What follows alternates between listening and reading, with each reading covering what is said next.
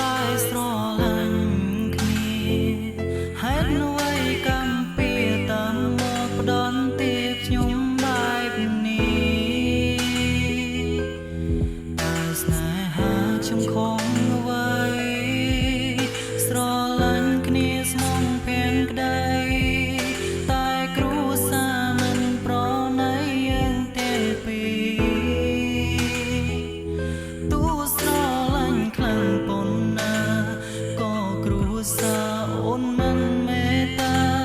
ដៀលបងជាមនុស្សប្រុងបានសាគ្មានបានការសែនក្រក្រៃ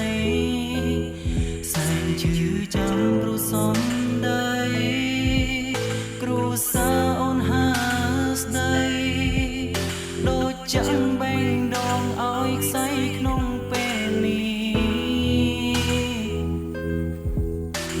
ខំប្រឹងរាល់ថ្ងៃដើម្បីដណ្ដឹងកូនគេនេះគឺជារឿងពិតពេញមកទៅសេដៀលខ្ញុំជាអ្នកក្រវិគ្មានបានការរ៉េដៀលខ្ញុំឡើងមកឆ្ងាញ់ទឹកមកសំពេញវិញ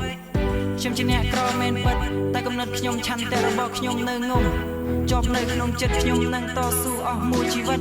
ថាខ្ញុំជាអ្នកក្រក្រៃសមមុខសាច់ឈាមលើកំបីទៅណាមកណាគ្មានណាឲ្យតម្លៃសំដីទាំងនេះធ្វើឲ្យខ្ញុំជាក្រៃបើមិនតស្គាល់ច្បាស់កុំអាវិតម្លៃខ្ញុំក្រមែនពិតតែកំណត់មិនអប្រៃខ្ញុំខំតស៊ូឲ្យជីវិតនេះមិនណេញហើយអ្វីលោកអ៊ំបញ្ញាប់តែវិតម្លៃស្រឡាញ់ច្រើនឆ្នាំបើជាត្រូវបែកបាក់មើលទៅគ្រួសារអូនហាក់ដូចមិនស៊ីសង្វាក់បញ្ហាគ្រួសារបូករួមនឹងឋានៈធ្វើឲ្យស្នេហ៍យើងពិតជាត្រូវបែកបាក់បញ្ហាបូករួមនឹងយល់សា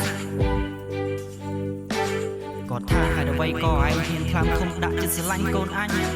ទោះចិត្តស្រឡាញ់ខ្លាំងប៉ុណ្ណាទីបំផុតបានត្រឹមសោកាស្រឡាញ់ខ្លាំងបានត្រឹមជឿសាអាចនិយាយបានថា